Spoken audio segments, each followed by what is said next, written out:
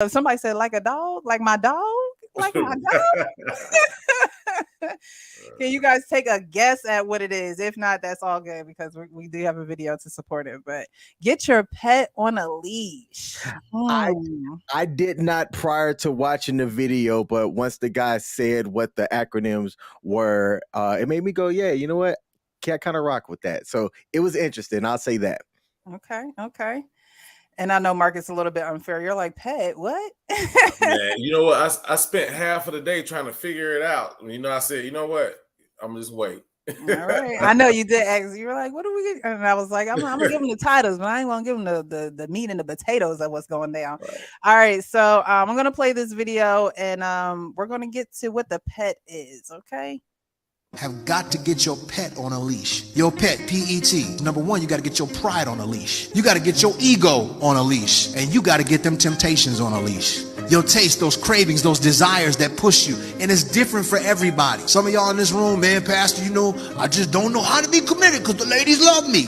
Ladies don't love you, they love what you do for them. And little do you know, slowly but surely, they are literally taking your soul away from you. One day you look up and you ain't as cute as you used to be, you ain't as fine as you used to be, and now you an old man chasing little girls because you lost track of time because you didn't get that under control. Your pride is the unwillingness to learn, the unwillingness to ask questions.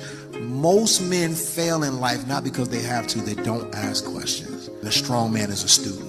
You got to get your temptations under control. You got to get your ego under control. You got to get your pride under control. And that's what's going to represent a strong man. Okay, okay. So pets, your pride, your ego, and your temptations. So I have a question here. What helped you realize you needed to get your pet under control? And King, we'll start with you first. Ooh, okay. So starting with me, and y'all know I can be long winded, so I'll try and be brief. For me, it was realizing pride and ego I didn't necessarily have a problem with. It was temptation. And for Mm. me, it was the temptation of the ladies. Like after my divorce, I'm like, yo, I'm out here, right? And I had no business being out here because I was broke. But I'm like, hey, it's time for the streets to see what King is all about. But it was the wrong thing. So I was out here chasing, and that temptation of the ladies caused me to just go down a path that I absolutely did not need to go around. So once I got my temptation reeled in and wrapped in, things changed for my life, and life after that kind of skyrocketed. Now, before we go to Mark, you said once you got your temptation down, now it's easy to speak those words, I'm pretty sure. And I'm pretty sure you're on the other side of that. Yeah. But how were you able to even tame your temptations? Because again, I don't know, for some reason, the spirit, some is telling me that the younger men need to hear this. I don't know why. I don't know why, but I just feel like tonight we need to talk to the younger men. Because we talk, I think you guys talk side by side, amongst each other on this show. And I think, the younger men do watch YouTube. They out here. And we got to speak to them on their level too. So when you talk about temptation and that being something that you had to tame and get under control, what did that look like? What did that look like for you? What did you have to stop doing things? Did you have to stop going places? Like what exactly did that look like for you? Okay, so for me being tempted with the ladies, I had to realize, well, if I'm being tempted by the power of the peace leave, I should take myself off the market. So that's exactly what I did, which easier said than done, right? But I legit took myself off the market. I stopped going on datings. I didn't answer any WYD text messages to, come over at 11:30 at night when my ass should be sleeping or working on my content creation. So I took myself off the market. I identified what was the thing that I was chasing after that was causing me to not be on my path. And I eliminated that completely for about a year. About a year, I didn't date. I didn't, partake in any late night activities, none of that. And You said for a year, I'm going to bed at 8. Don't even try me. I'm going to bed at 8. Don't even. Yeah, so you're right. Easier said than done, but it was identifying what it was that I was tempted by and just saying, I'm going to take this off completely, go straight up cold turkey. And it wasn't easy. Like that first couple of weeks was a struggle, but once you got past like the second month, easy breezy. Okay. I appreciate that. Thank you. So we're gonna welcome Dr. Nakumbe. Thank you so much for being here. Hank, thank you so much for being here. Thanks for having me. And I'll be on camera in a minute though, but thank you. Okay, no problem. You guys are coming in just on this first video here. I'm not quite sure if you've seen it. I can play it again, definitely, but we're right on the first question. Do you guys need me to play the video again before Mark goes? I saw a Pretty Young Thing. I mean, PET. No, I saw, but Hank might. I don't know if he saw it. Yeah, if you could play it again, I was in the middle. Yeah, I think we do need to play it again because Dr. McCombie, I don't know. He's watching Michael Jackson on the side of something. I don't know. Yeah. He done had a flashback. Yeah. I'm gonna play it again, okay? Let me see if I can find it. Okay. You have got to get your pet on a leash. Your pet, PET. Number one, you got to get your pride on a leash. You got to get your ego on a leash. And you got to get them temptations on a leash. Your taste, those cravings, those desires that push you. And it's different for everybody. Some of y'all in this room, man, Pastor, I just don't know how to be committed because the ladies love me. Ladies don't love you, they love what you do for them. And little do you know, slowly but surely, they are literally taking your soul away from you. One day you look up and you ain't as cute as you used to be, you ain't as fine as you used to be, and now you an old man chasing little girls because you lost track of time because you didn't get that under control. Your pride is the unwillingness to learn, the unwillingness to ask questions. Most men fail in life not because they have to, they don't ask questions. The strong man is a student. You got to get your temptations under control. You got to get your ego under control. You got to get your pride under control. And that's what's going to represent a strong man. Okay, so talking about representing a strong man, getting that pride, ego, and temptations under control. So we're just going to go in order here. So Mark, what helped you realize you needed to get your pet under control? Pride, ego, and temptations. Well, I'll just say this. I think just listening to it and understanding that acronym, I think that was definitely key for me to, as I say, check my boxes. Pride being not afraid to really ask questions to get an understanding. I think sometimes as men, we can be kind of very prideful and not really want to ask key questions or don't want to seem like we're uneducated or unaware. So I think for me, the pride thing, I really never had an issue with that. The ego, I think for me, at one point the ego was unknowingly that I had an ego. Sometimes again, I try to do a self check or self-awareness of self. And then earlier, I'll say probably about a couple of years ago, I've learned how to lower my ego a little bit to see over what it is that's kind of being actually being translated over to me as far as communication is concerned. That's definitely one of the things by saying, hey, that's a woman or man, I may know more than that person where I'm probably not really getting the opportunity to listen to the key things I need to actually hear. Sometimes our ego can overshadow someone else's communication. Now the temptation, that honestly, I started and I saw someone in the comment said something earlier. The temptation part for me was understanding what I see in front of me really isn't it. Understanding that it may be a fool's goal, as they say. I'm thinking one way. We're very visual as men. Sometimes we can it kind of overshadows our logical thinking, and understanding just, hey, what I see in front of me 99% of the time is not what it is.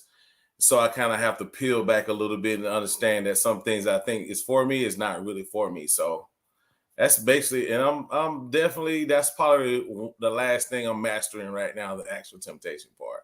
It's Hey. very difficult.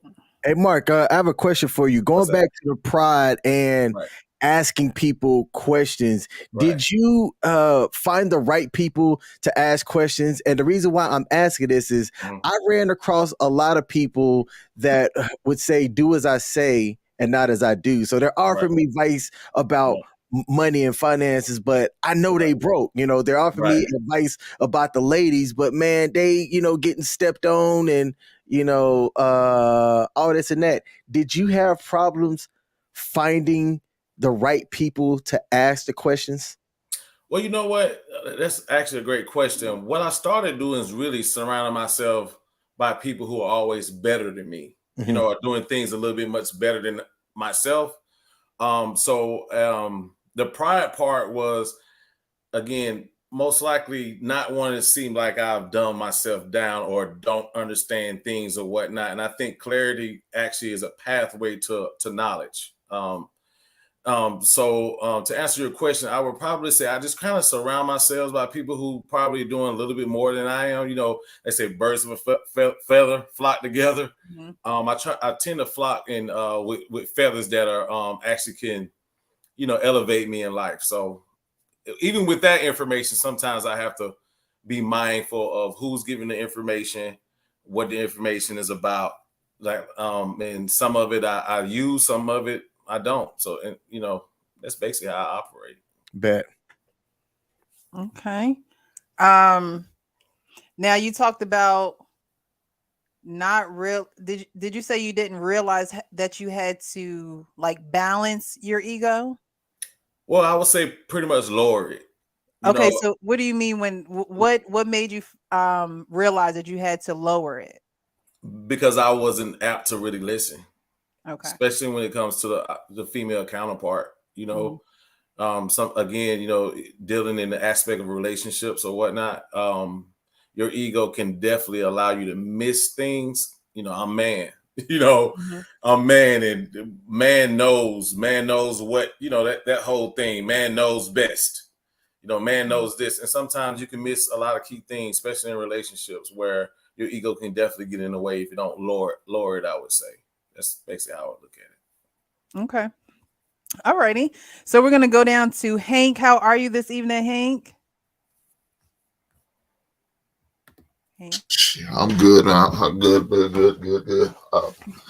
Trying to get myself together.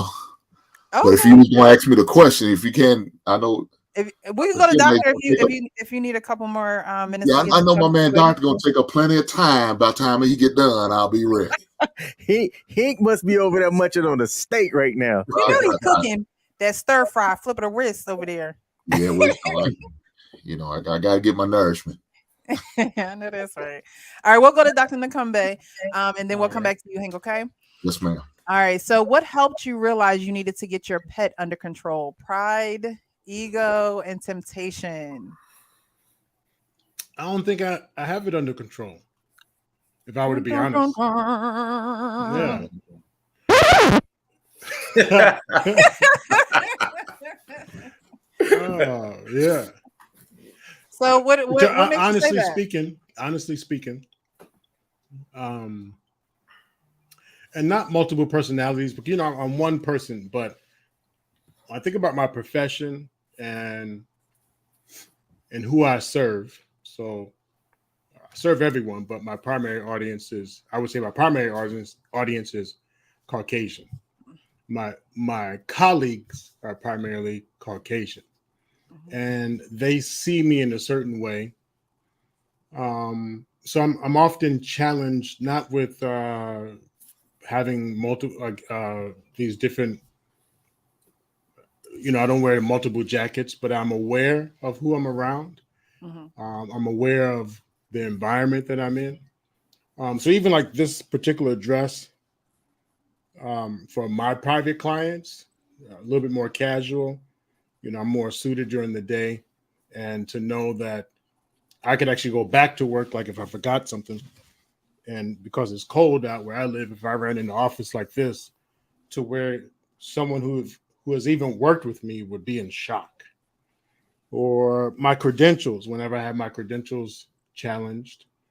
But understanding I actually had to do double. My first time, one day, one night, Saturday was not all right. And that degree wasn't worth the paper that it was written on. So going through it a second time, so I worked at a major hospital. And when they said we're having layoffs, but we want you to get licensed. If you can get licensed, we can keep you on. I went to go get licensed. That's when I found out, like, what do you mean this won't get me a license? And they're like, no, not with this stuff. So I repeated that. And then I went to make sure I went to an accredited school. So all that being said, but all that was prideful because then I already got my license. And as I said on a few different shows, all the credentials I have, I have like, I could spell 2 or 3 sentences behind my name. But what was that about? When I dig deep, if I were to be truly honest, there are a few hoops I jumped so I could do the work that I do. But a lot of that was rooted in inadequacy and pride and ego. And then as far as temptations, now if I add in the fact that I'm adopted and went through the foster care system in New York, 7 different foster homes, you develop this thing called inadequacy, feeling like you're not good enough, betrayal trauma, transitions. My transitions are horrible. I'm more mature and I'm more aware, but those transitions, actually my sense of connection, I actually ramp it up during traumatic transitions or the way I grieve. So as far as like, temptations, I'm more aware of my temptations, but I haven't given the best fight to get rid of temptations. So anyway, that's just kind of my truth, that I still deal with that on a daily basis, being aware of my pride. And, and I can sense part of that whole awareness piece is really how I maintain my health, just being aware and not being quick to say, I'm going to get rid of it, I'm going to change it, because those temptations, that's what I end up fighting. Don't need any more chips. Don't need any more. So instead of the don't, I'm more into, if you do, you realize the consequences that come with it. Right. So anyway, that's my answer. And as Hank said, it was going to be long-winded. I did not intend for it to be, but anyway, that's my truth. Okay. No, you broke it down on, why you're not necessarily, why you don't feel as though you have them under control, and that you're aware. A lot of people don't take that first step of being aware of what they need to get under control, and they think they have it under control, not realizing tomorrow they're going to find themselves in a situation where either, pride, ego, or temptation is the root of what's going on. So Hank, manage, not control, but manage. All right. And so Hank, when did you realize you needed to get your pet under control, your pride, ego, and temptation?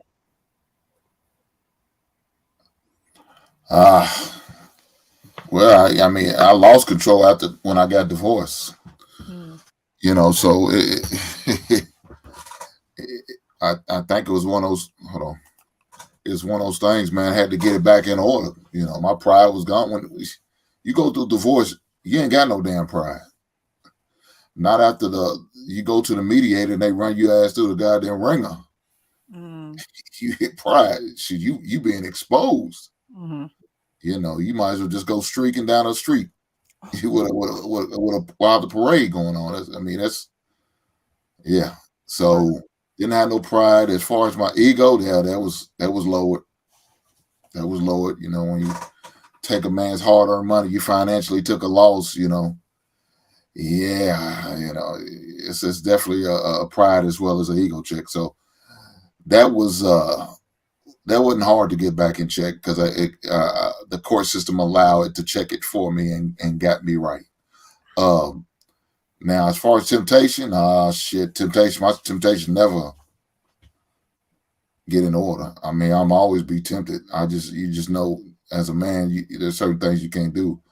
I'm the guy that sits and tell you, there's nothing wrong with window shopping, as long as you don't make no purchases. You good. So that's what I do. I look, man, some beautiful women, and I keep it moving.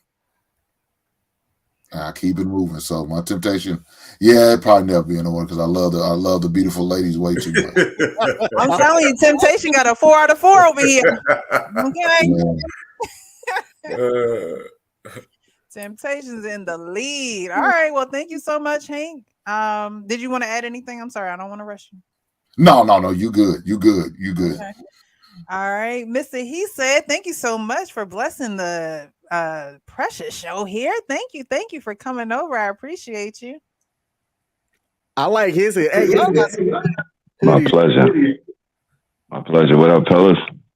What's up, Sloan, man? Shout out to Dr. Akumbe, my brother Hank, What's up, and my brothers on the top, man.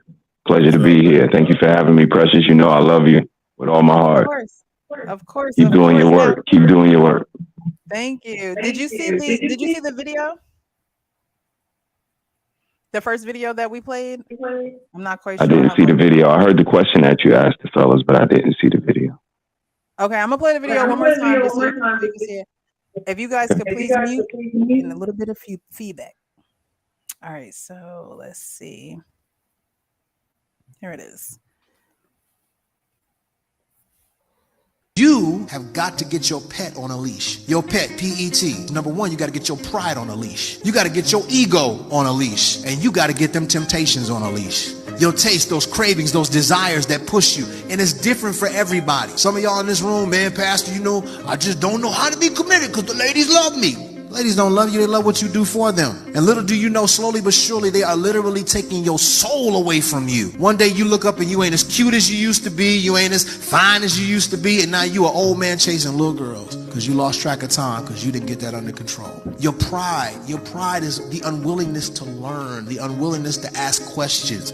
Most men fail in life not because they have to, they don't ask questions. The strong man is a student. You got to get your temptations under control. You got to get your ego under control. You got to get your pride under control. And that's what's going to represent a strong man. All right. So, Mr. He said, I have proposed the question of what helped you realize you needed to get your pet under control, your pride, ego, and temptations. For me, that would be sports. I was a basketball player, high school, college. So, all of those things come with practice. I practice all of those things. Being able to buy into something greater than myself, being a team player, putting something before me, being able to get along with people I might not agree with all the time. That's a team, striving toward a goal, but still having competition within the team. All of that stuff I learned from a team. And, being a player, I had practice of saying no. I went to an all-white school. I didn't like white girls. White girls threw themselves for me all the time. I didn't want them. So I said no.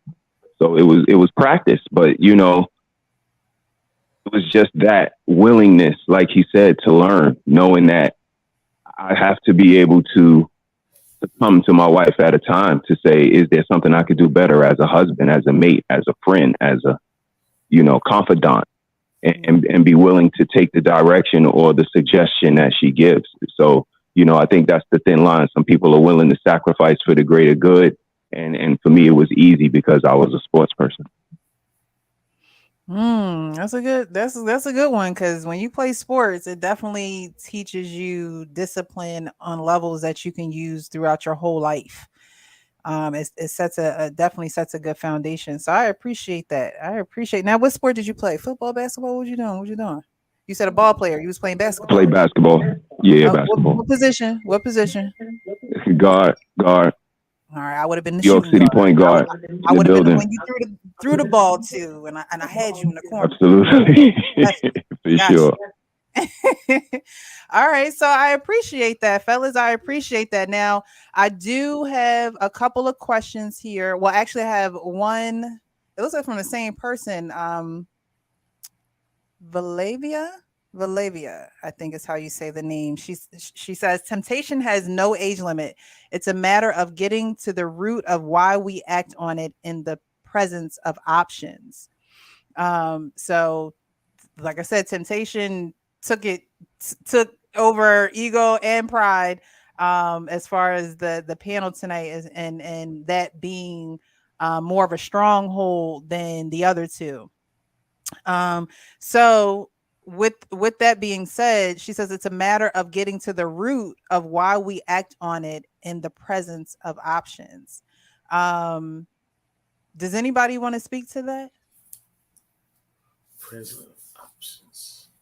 Getting to the root of it. So, Yep. you know, why are I don't want to say why are you tempted, because you know you're a man, you're going to be, you're going to be tempted, but is tempted and contemplating two different things? Like could you be tempted and okay, you got tempted, but now are you contemplating this temptation? Are you thinking on it? Are you dwelling on it? And if you are, and it's not something that you want to do, or you feel like, you can't get away from the temptation piece, how, what is the root of what's pulling you away from that discipline? I'm very visionary. I mean, as a child, Mm-hmm. if you have whatever you had as a childhood, but for my childhood, I always imagined a better life. I always imagined a different thing. I always had dreams that I was Superman. I could fly to get away. I always imagined I would drive a big monster truck so I can never be stuck in a situation that I can't get out of. So my vision and temptations go together, because I always imagine what it could be with this person. Not just the actual activity, but what would a connection be like? What would activity be like? Could I actually entertain them? Could I do this? Sizing people up, having these prejudgments, and then that's how my visionary matched my temptation. Mm-hmm. And as far as how did I stay aware of that? One, looking at how I judge people, and then increasing my empathy and concern for others, and not just objectifying. Mm-hmm. Okay, I'm gonna put it back up because I took it down. There is. Does anybody else want to speak to it? You don't have to. It was just something I saw. I like how people put in either comments or questions throughout the conversation. So when we're done with that particular video, I'll go back and read the questions. And if you guys want to speak to them, you can. If not, we can just move on. Mm-hmm. And one more thing, if you remember, a lot of people don't get to the root because they only deal with the situation. So if you go to therapy, you deal with the situation each week. How did you feel? How did you do? You know what I want you to try this week? Here's what I want you to do this week. What happened this week? This week? Those are situations, but you're not getting to the root of the problem. Mm-hmm. So when it comes to getting to the root, it's the cause. So notice a couple of times I've already talked about my childhood, not as an excuse, not as a crutch, just understanding where this seed was planted and then what grew from there. Gotcha. Okay. So there is a question here as well. I'll touch her question if you will allow me to. Go ahead. So, in my opinion, of course, I think it's because we as men, we weigh a scale. We always look to weigh things out. Sometimes you don't come out on the good end of that scale. I think that's, the box that I stand on and what I speak to, and being a solid individual person, that there's no guarantees in love. It's all fair in love and war. Person that we dealing with could walk out the door and leave us at any minute. But will they be leaving a quality person? Do they think they'll be leaving a quality person? Do they think that when they weigh the scale, you'll come out on the greater end? And sometimes us as gentlemen, we immediately weigh the scale. And when you don't come out on the greater end of the scale, that's when we succumb to the temptation, succumb to the greater options, because whether it's the lack of personality, lack of femininity, lack of being able to mesh as a couple, being able to accept the roles that we have, whatever intertwinings or inner workings that we aren't able to reconcile, is the reason that you don't come out on the grand end of that scale. So that's why, women always look for this perfect answer or this reason of why men cheat, and there is none. It's not about us. It's not. It's about the person who we're dealing with, and if you are a cantankerous, a disagreeable, just a person that's really hard to get along with, then we may want to succumb to our temptation. Sorry for being so long-winded. You good? It's the real pressures. Y'all here heard it real over here first, okay? Don't never let them tell you they didn't. All right. Say, hey, look, shoot, you might be the reason. All right. There is a question here as well from the same woman, I don't want to mess up her name. Auntie V. I'm gonna call you Auntie V. Auntie V says, does looking too long attribute to the temptation difficulty?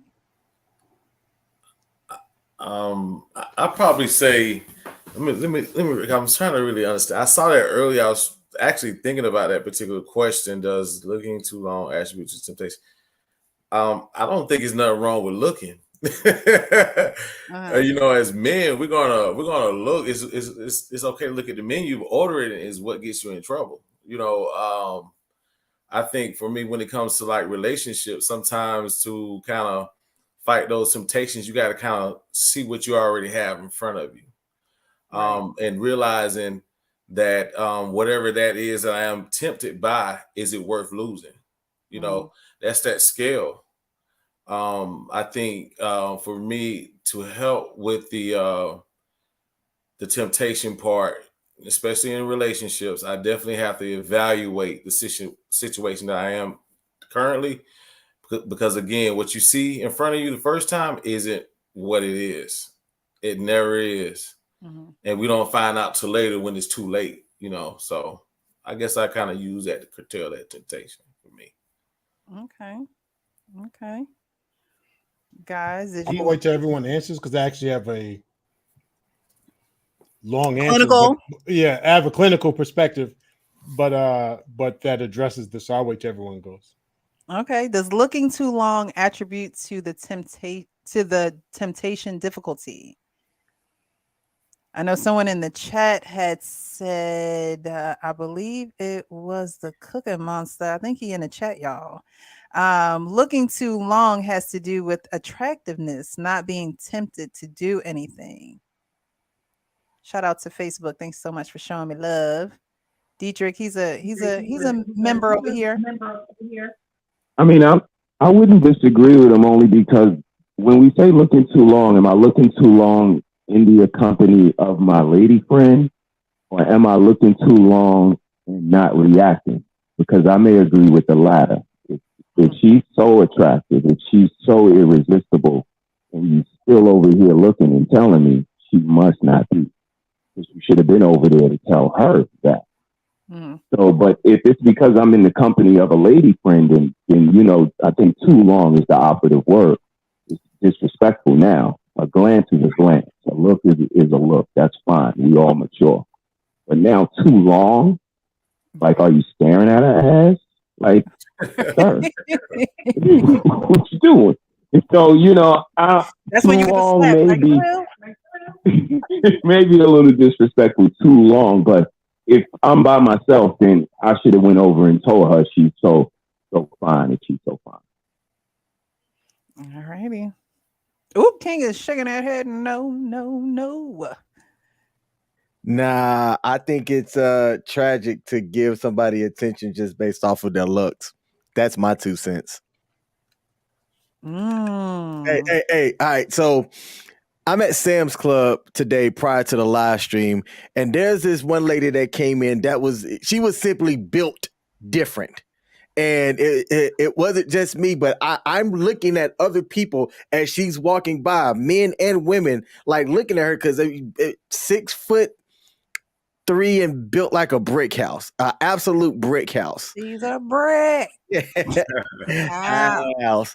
And I'm watching. I watched this dude push his buggy into the corner of a box of cereal, knock the cereal down because he's looking at her, and it was obvious how it was too. And some dude tried to come up on her and run game, and She wasn't having it. And like, I kind of wanted to get my phone out and just film it because I'm like, yo, all this lady's doing is walking down the aisle and men are here losing their damn minds because she's in some tight leggings and built like a stallion. What were you going to do with the video? No. You know what he gonna do with it? He's gonna get that bottle of Jergens. I like Charles. He gonna break I like out. the human psychology piece of it all, and the fact that somebody's looks can just cause so much attention and commotion. I thought the whole thing was interesting. Like, it was obvious the attention that she commanded just because she was built different. Hey man, King is gonna have forearms like Popeye.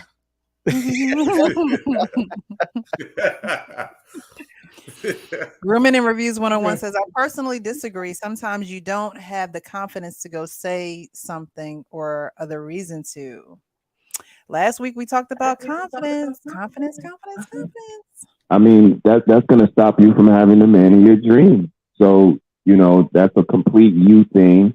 And if you can build up the confidence to twerk in front of people, if you can build up the confidence to do a speech in front of people, if you can build up the confidence to cash a check at the bank, you can build up your confidence to approach a man. And for us to go out our way to put on cologne and put on a pocket square and a fedora and be smelling nice and looking nice, and to know that you guys won't even walk up to us and offer us a drink and let us know how nice we look. It's very demoralizing for us as men, because we will do that for you in a heartbeat and be shot down and be willing to go to the next woman to find the woman of our dreams. So again, a lot of you may be passing up your blessings, and I've been married for 18 years, 25 years together, and she walked up to me on New Year's Eve night, and I was not looking for a woman. So, sometimes it could work out. Mm-hmm. Nice. Actual King Smith, you got a shout out in the thing that says, no, he wasn't going to do that with the video. So you got some love there. So what I want to offer is just like one layer underneath what everyone said. So I think everything was what they said. I just want to go one layer with the clinical perspective. Our eyes, and this is all researchable in case you want to look it up. Our eyes are our sensories. So like animals, they make noises and then puffing, yelling, and then the female looks at that and hears all that, and she gets excited and her butthole swells up, and then boom, they attach. Okay, if you watch the animal shows. Humans, we don't do that. We take each other on dates, but all of our sensory is through our eyes, and that's that whole reproduction thing. Now, there's also an argument about monogamy versus polygamy, because if it's through our eyes, it's not for that one person. It's just your sensory and arousal. We talk about looking at a girl's butt. What is it about a pair of cheeks?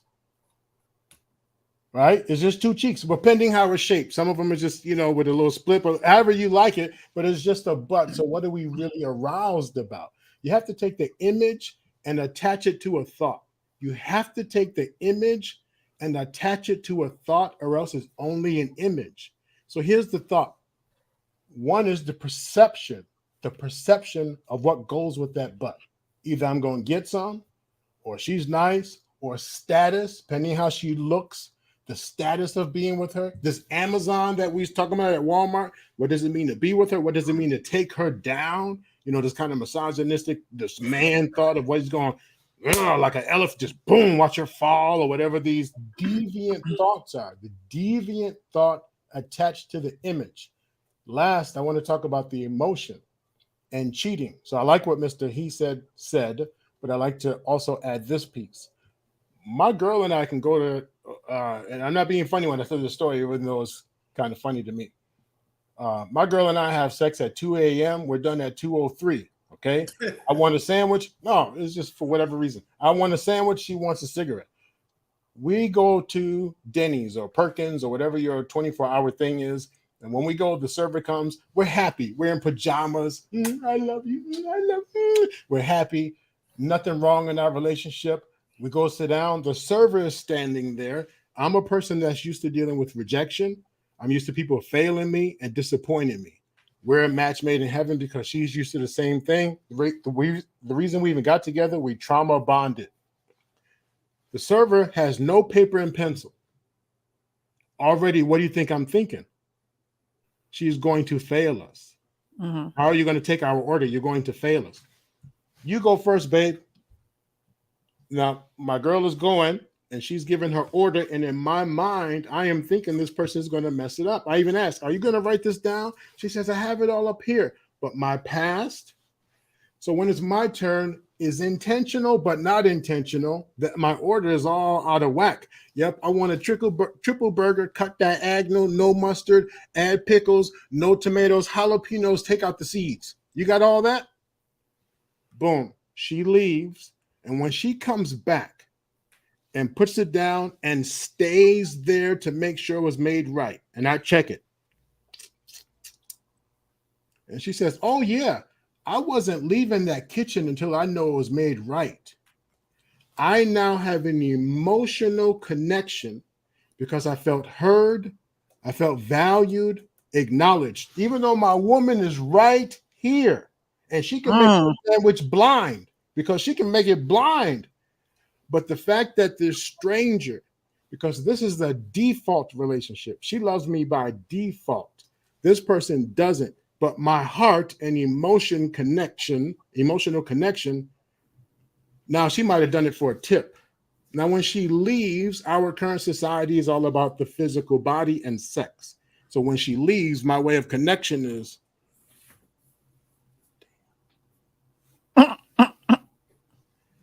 and my woman's right there. Now, she might elbow me, but if I'm a good enough groomer, I actually have the type of woman that'd be like, damn, I want her too. Right. So anyway, I just wanted to talk about that piece about cheating. When she comes back, I leave a $20 tip. My baby snatches that and says, hell no, leaves $1. We leave. Oh, she ain't right. Yep. Now here's my landing. 6 months later, I didn't come back up there for a piece of pie and coffee, hoping that she's working. I've never been back. 6 months later, we're in the same situation. Let's go eat. We go up there at 2 a.m. It happens to be the same server. And she says, don't tell me. Triple burger, cut diagonal, jalapenos with no seeds.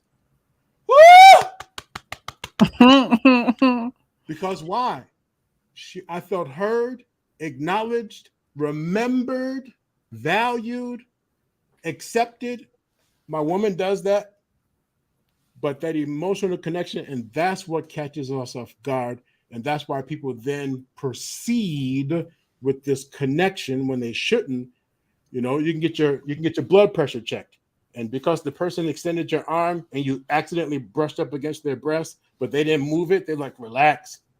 Wow, you felt accepted. You didn't feel like a monster.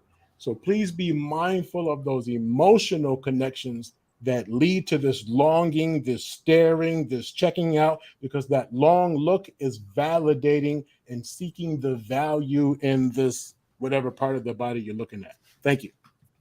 That's very, very Hey, man. very true. Hey, I've man, served what's your before. cash out, man? What's your cash out?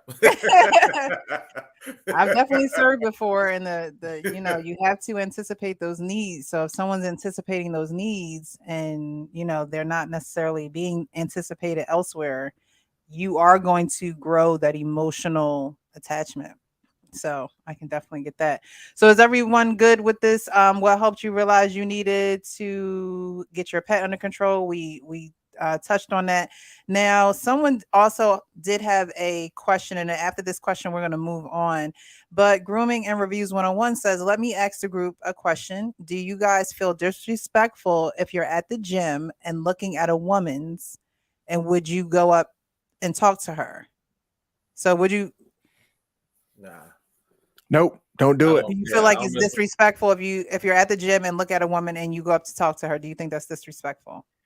I think it is during the time she's working out. I think the gym for me is definitely a place of, where you go back and kind of escape from everything. So when women are working out, I definitely don't mess with them. I think it's very disrespectful. Yeah. Yeah. Okay. So what you do? Wait for him to come out? No. I catch him at Smoothie King. I got you. Okay. I got you. I'm tracking with you. Everybody else good on this one, or y'all good to move on? The thing to be mindful of is the hypocriticalness. So if I say my woman is there, I don't want anyone looking at her, which is really rooted in jealousy and insecurity. But then if I see another woman, now I'm the type where if I find myself staring, I'm bold because I'm a comedian and bold and have no problem approaching someone. I've actually been willing to approach someone and saying, nice, glad to see you at the gym, you're working out, proud of you. I don't mean to I'm be honest, I'm staring at you is not, I didn't mean in any disrespectful way. I've actually done that because I noticed there are times where I'm attracted to something, but also my attention is caught by something. So when I'm thinking, now why does she wear? See, so I'm going through this thought, but meanwhile my eyes are still staring, and it wasn't even a sexual thought. I was thinking like she had to wear that to the gym. So then once I realized that yes, I've been doing this, I feel like I've been disrespecting them. So out of respect, I've been more than okay with going to them saying, man, you probably caught my eyes a few times, blah, blah, blah, blah, blah, blah. And that to me was the fact that I realized, man, I might have been disrespectful. Gotcha. All righty. All right, guys. I appreciate you. I appreciate you. Definitely. Did you want to say something, Mr. Yusat? You're good? Okay. Definitely hit that like button. If you haven't already, share this live. It's a good one. The guys are up here doing their thing, giving us some good feedback. Again, tonight, I do want to speak to the younger guys. Anybody can take a piece of the pie, but for some reason, I'm being moved to say, like, we got to speak to the younger men. And you guys are actually doing a great job of giving your experience and, turning from certain ways, being honest, open, and transparent about some things that you're still struggling with. So I really appreciate you. So guys, definitely hit that like button. We're going to get to this second video here. Let me have that. There we go. Okay. This may seem controversial, but I don't think trust is earned in a relationship, right? Like, I think a lot of Black men like to, they got to earn it.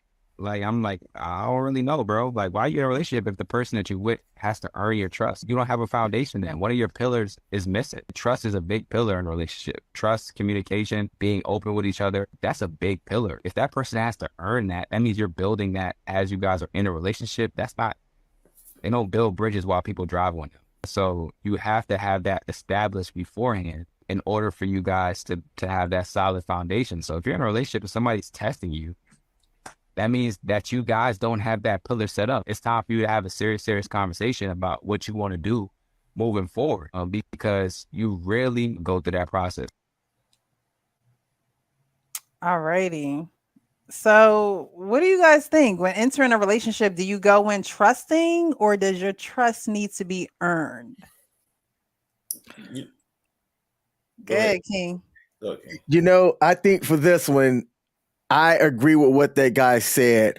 When I was trying to figure out some things about myself, I also realized that there were things that I wasn't coming to a relationship being honest about as well. And I'm telling you, I am going to preach this until I can no longer talk. Your acronym for HOT, honest, open, and transparent. If you can lead in your communications with that, build on that, right? And as you're communicating with somebody, continue to be honest, open, and transparent. I think you have a solid foundation that's already there that you can, go forward on while you're having the relationship. What's difficult is when you're trying to talk to people who've been hurt in the past, right? So let's say if you're hot yourself, but the other person's always been skeptical because they've, always been lied to, or they've had issues with people in the past, and you kind of get some of that. Like me, to where I'm at now, I say, look, I'm going to be hot with you. Don't challenge me on that. If you want to choose to try to question me on that, go and test somebody else, because I'm not having it. I'm not going to be out here trying to earn your trust when I've done nothing to break it. Okay, King said, get somebody else to do it. Shit, don't do Yeah, it. that's some Don't bring it hard over work. here. That's Okay. hard work. That's hard work right there. Yes. Yes. I'll definitely say this, and it's funny that we're talking about this because I recently heard I was actually at a game night, and one of the most interesting things I heard that they say women typically start here. We have to earn. Men typically start here. It's like a deduction. As far as Come backwards.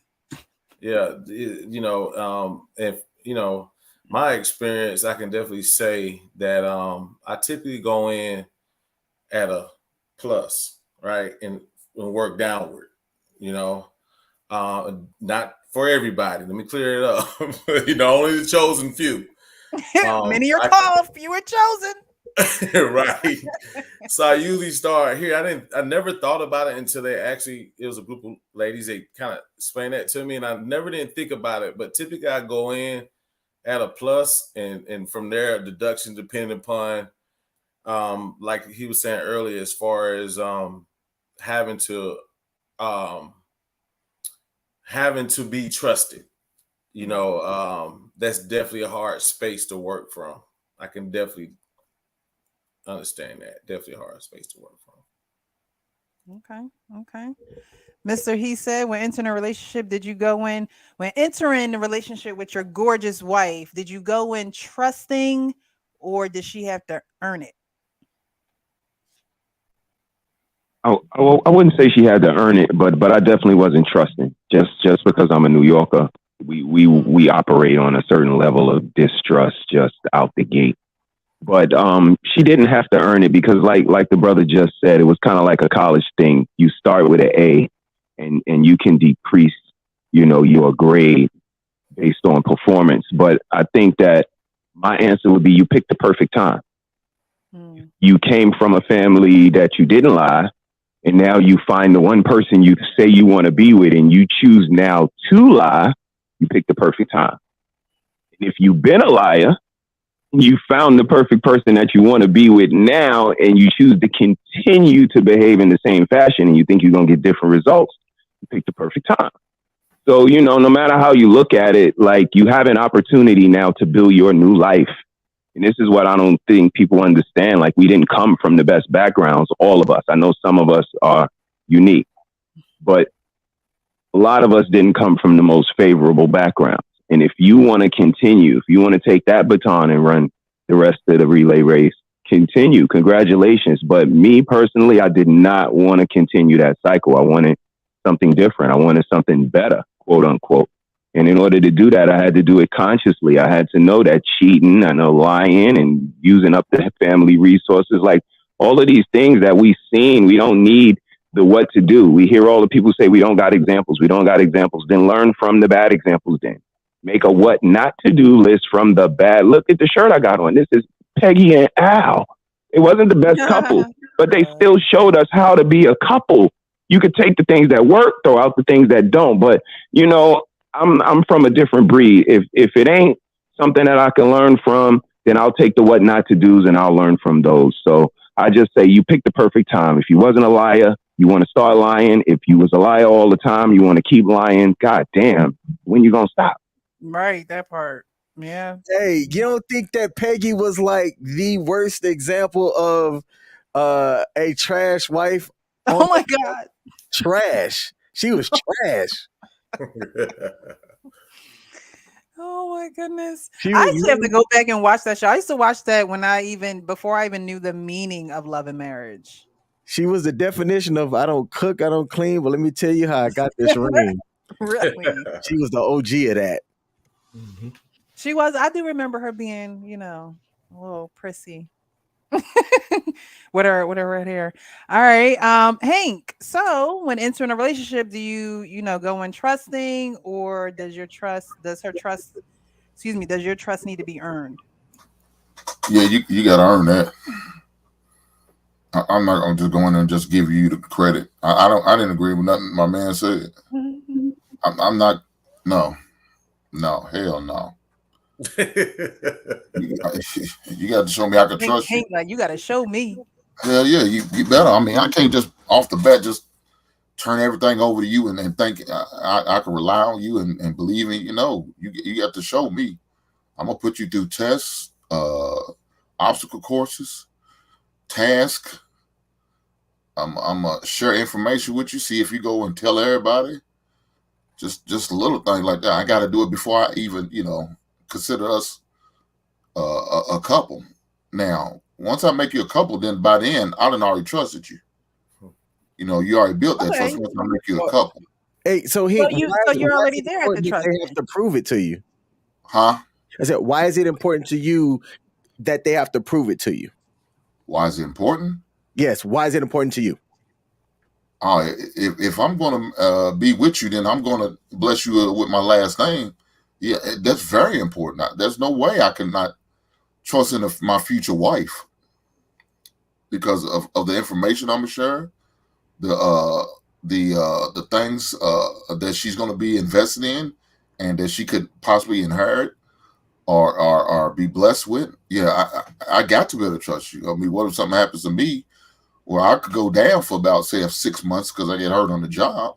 I got to trust and believe that you can take care of things around the house that needs to be taken care of that I was doing. Yeah. But my question is, why is it important that they have to prove it to you? Why do they have to prove it to you? Why do they have to prove it? Because the reason why it's important for them to prove it to me, because I need to know I could just unload on you. I could be vulnerable with you. I mean, that's to me, that's why. So I can have trust and faith in you. To me, that's why I need for them to prove it.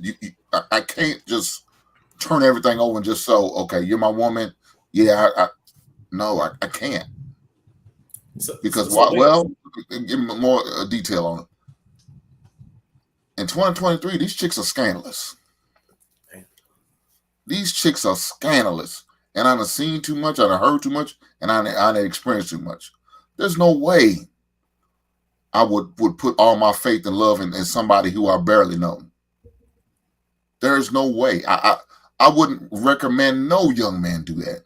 Trust but verify. When you do feel like you trust her, you got to continue to verify until you get some time behind you to say, hey, I ain't got nothing to worry about. If she goes to that gym and a man like a stalker like King will come follow around in the gym because she got nice cheeks, and I see his ass around the barbells, you would come up to her and try to shoot your shot, that she would stand fast. She would say, thank you. I have a man. I'm good. I should have to work. So Yes, Hank, let me ask you a question. Hank. I'm sorry to cut you off, brother, but let me ask you a question. Mm-hmm. With money being our greatest resources as men, would you say that when you're taking a woman out on a date and you're paying for the date, would that be considered a sense of trust? If you're taking care of, like when you're going out on a date, right? You're pretty much taking care of the date, right? Mm-hmm. Resources don't come easy, right? So you're going to take her out on a date. So isn't that a sense of trust that you're actually spending that time and that money as a sense of trust? Because why would you invest in a bad stock? It's like a stock, right? So let's just say, for instance, you're you don't invest in anything that's not going to turn out good for you, right? So I'm just asking, would you consider that being a level of trust by taking her out? No, because I'm hungry. You just so happen to tag along. But you paying for her food too, though, bro. You just so happen to tag along. Okay, that's good. Okay, that's honest. That's honest. Yeah, I mean, if I'm gonna go out to eat, I might as well bless you too. Okay. And we'll see what happens afterwards. I'm hungry. I kind of look at it as more? an investment, I mean, I understand. I mean, yeah. I mean, some people may look at that as investment because you invested because you're trying to get the cheeks later. I'm just trying to get a meal. I'm just trying to get some nourishment. Me buying us something to eat shouldn't determine whether I'm gonna get the cheeks or not. It's gonna be how my conversation is and how I carry myself. That's gonna matter. I could feed your ass a grilled cheese sandwich, and I expect to get the cheeks because I'm gonna have some good conversation. and I'm gonna come and my pride gonna kick in and my ego gonna kick in and think I'm the sexiest thing going. I'm a dime plus 99 in this piece. You got lucky to get with me. He said, "I'm sexy and I know it." You I know, heard hey, about Right. you, man. I heard about you, man. I heard about you. hopefully it was nothing but great things, my brother. Hopefully it was nothing but great things. Hey, number goodness, man. Number goodness. Then I agree with everything they said.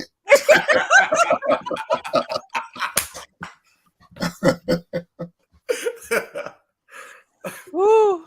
Okay, doctor. All right. So I put in the chat schema therapy. So what I'm about to tell you is rooted in schema therapy. Mistrust is actually rooted in trauma, childhood trauma, or an adverse childhood experience. So you learn at a very early age about trust, and then it just develops as you grow. In my book that I wrote, I talk about trust as in, I tell people to trust. I say trust the way I trust. And let me back up. I didn't just wake up this way. Let me give a disclaimer. About 60% of my private clients are sex offenders, and I do court testimony and stuff. So a lot of stuff I talk about is because I work with people who committed violent crimes. And so as a certified forensic counselor, I learn a lot. I learn a lot of forensic stuff behind the rooted stuff. So it's not like I'm just this weirdo, although I say I am both cursed and blessed. All right, put that with knowledge. Put that to the side. What I wrote about is trust is learned behavior. So if you have a teenager that says, "Can I go to Billy's house and I'll be home by 9, I promise," and then they leave and come home at 9:01, they broke the agreement, strike one. A couple weeks later, "Can I go to Billy's house? I promise I'll be back by 9. I made a mistake last time." You let them go. They come back at 9:15, whatever the reason. You now have once an incident, second time's a coincidence. Third time, they even call you at 8:30 and say, "I promise I'm on the way. I'm trying to get there." But they still get there at 9:03. Now we have a pattern of behavior. Incident, coincidence, pattern. By the fourth or fifth time, if that kid says, "You act like you don't trust me." No, actually, I do trust you. I trust that you won't come home by 9 p.m. because your pattern of behavior. So when it comes to that trusting piece, many of us have developed a certain protective whatever. We are either cautious, suspicious. For those of you who have personality disorder, and I don't mean like you did something wrong. What I mean is you've developed coping skills where you won't sit with your back to the wall. You have to be able, to the door. You won't be in position where you're caught off guard. So you already start with this slate, this platform of suspicion. So when you go into relationships, you don't have to have been burned before. Remember, if it's rooted in childhood, then you already suspect something to happen, such as abandonment, cheating. If you are dating someone and they tell you up front about this rough childhood that they had, and I said this on another platform, by the time I hear that my partner's cheated, I'm not surprised. If you know your partner, and I think that's what a couple of these guys were talking about, get to know your partner. He said, know your partner. The actual King Smith, him and his partner are working on building that foundation, having these honest conversations so they can get to know not just what's on the surface, but really how does that person think and tick. And if I've been abandoned and I have all these issues and emotional connections, needs, then guess what? It's very easy for me to have a work wife, because when my work wife adjusts my tie and stuff, remember that emotional connection, like, wow. So then my woman has to know there's a possibility that I get distracted. Now that's my job to work on. I'm responsible for my distraction. But when it comes to trust, do you even trust yourself enough? We worry about other people. Do you trust yourself enough? So anyway, just wanted to say schema therapy talks about where the trust is rooted. In my book, I talk about learning to trust what people say. How many times do you have to get whacked in the head before you say, "Yeah, I guess you're right"? No, it only takes a few of those experiences for me to say. And then even if this is your fourth woman, we normally date in patterns. Similar type of look, similar type of mentality. So if you couldn't trust the last three, you think you're going to pick up an honest honest partner now? So that comes with the mentality that you are accepting in your life. Anyway, I hope that made sense. It definitely did. It definitely did.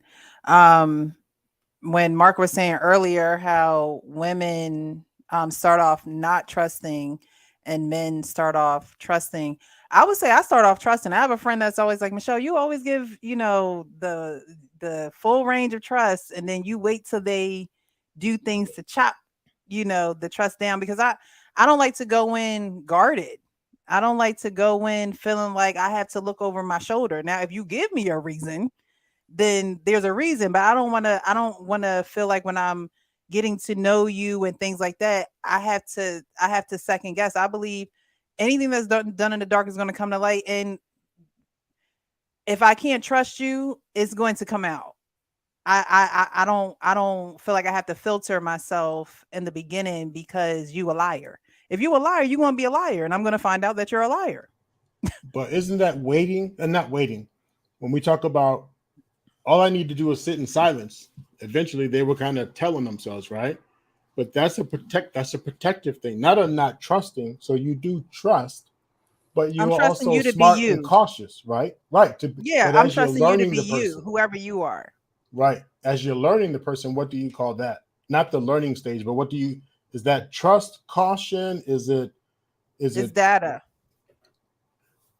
All right, it's data, but what do you call that stage? Like, if you were to give it a name, data is what you're learning, but what do you call that stage? I would just call it the learning the person stage, because even if there is a lie, even if you do lie, it's not like, all right, I'm out because you're a liar. You lied. So now I know that there's a possibility you may do it again. However, we acknowledge what goes on right then and there, being hot, honest, open, and transparent. We got to address this. So it's not that I'm waiting for you to do something to leave. However, I'm still not going to go in thinking the worst or thinking, oh, when is the other foot going to drop? No, I'm going in learning a person. And I think some people go in not necessarily trusting a person. And then when something happens, it's like, oh, I knew you were going to do that. So the last person did that to me. And it's like, well, I'm not the last person. I mean, I may have done what the last person has done, but you can't treat me like the last person because you don't know if I'm accountable. The last person's not accountable. Like, you know what I mean? Would you pick up a hitchhiker? Would I pick up? Damn, I have such a huge heart, but I'm gonna just say no.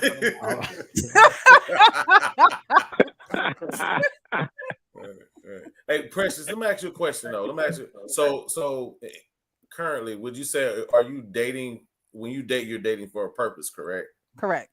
Okay. So with that purpose is to initially end up into a possible marriage. I'm just clarifying Yes. it. Okay. Mm-hmm. So which is someone that can provide, protect, etc. Correct? Mm-hmm. So someone has to show that they are that particular man, correct? Yeah. Okay. Mm-hmm. So I guess that's where I say earlier, I guess being, as far as that particular stage, I guess that's why I was saying that bottom tier, that zero in that particular arena, you don't start here. Right. Well, to me, I'm going to believe that you are a provider, a protector, and a leader. I'm going to believe that about you. I'm not even going to. Yes, I'm going to believe that about you until you show me that you're not a protector, a leader, and a provider. I don't know. I don't go in, and it's not, a lot of women like, oh, he got to be making six figures. And no, I'm not looking for any of that. Okay. But if you say that you are what you are, I'm going to believe that you are what you are. That's why I said last show, men have to have that confidence, because you can have all the confidence in the world and certain things are just you make a woman feel comfortable having that confidence, and Precious, so you are precious. You're I'm just But going to precious. believe that you are a provider, a protector, a leader. I think that all men usually present themselves that way. Mark, are you asking about stages of trust? So like trust in stages or degrees? Well, I guess the degree and trust, I was speaking as far as not going in thinking that that particular woman is, I guess anytime I spend time with you, I already trust you, because time is something I can't get back. My time and my resources are part of the two most important things to me. So if I spend time or my resources, to me, that's my level of trust, right?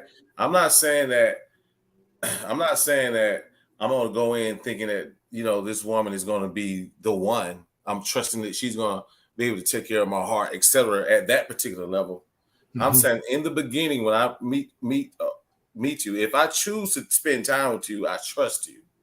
I guess from that perspective. All right. And so, One other thing, which for both you and Precious, and I think Mr. He said was trying to get in, so I'll just ask this and step back. Is it the relationship or the environment? So in other words, if I meet a person at church, they come already with a certain level of trust. If I met a person at the store, they come with a certain level. Because I know we're talking about romantic relationships, but overall in general, are we talking about people who, if they have a job where you need a certain degree, so just by the fact that they work there, I already have that allowance of boom. Are we talking about people like that? Or do you mean just flat out trust for anyone and everyone? Well, again, I guess for me, it definitely have to be a vibe. Really not the environment. It's the vibe. It's how I feel that you are. First observation, right? Observation is going to tell you a lot.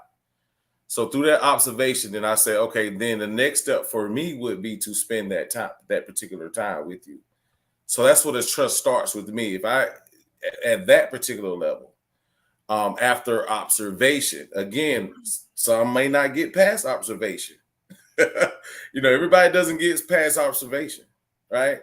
But if I observe that you are worthy of those two most important things to me, which is my resource and time, then that starts to trust. Now, at that point, as we continue to date, it's either going to go here or it may go here. I guess from the beginning stages, I guess that's more so. I wouldn't disagree with anything that was said. The only thing I would sprinkle inside of this thing that we baking is judgment of character. I think the onus is on me. I'm going to judge her character, and I think that's the difference between what Hank was talking about. Nowadays, it's really hard. It's really hard to judge character with the imposters, with the chameleons, with all of the different things that come with the dating world. Nowadays, it's going to be really hard to find a person that is really, a person of quality because of the lack of character. But it's those, being on time, reciprocating questions, being considerate to family members, how she handles authority from the men in her life, so on and so forth. But these things are going to speak to her character. And that's the person that I'm going to, into that relationship with. And I think that's the difference. I was speaking from this time machine of 20 years ago where, people had intentions and, it was pretty straightforward of what everybody was looking for. And when we sat down at dinner, we were talking about who was paying for dinner, but we were also talking about character. And I think that's the difference. Now that the conversation is so lost in so many tangible things that you could put your hands on, the intangible things just don't get talked about. I agree. Spot on. I love that. And I think that ties us all together. Because when I think about what Hank said, is about knowing that person's character, who he needs to let go and what he can expect, what Mark was saying, King Smith, and the real Precious. I think that ties in all of what people are saying about knowing the character, so it doesn't matter really where they come from, but the values, morals, character, who that person is will help determine, I think, where you land with this starting trust, in my opinion, based on what you said, Mr. He said. I love that. Right. Yes, that was really good. Now, I have did everybody go on this one? Yeah, but there's a good question that I like to maybe kind of tap into real quick on Mhm. YouTube from Mr. Charles. He asked, "Do you believe in testing your partner with adversity to see how they react, or do you take her word for it?" Hey, Mark, Mark raised his hand quick, man. What you got? No, I'm just agreeing. Yes, absolutely. Because later on, as we get into our dating and possible marriage, and when adversity comes, because it's going to come, right?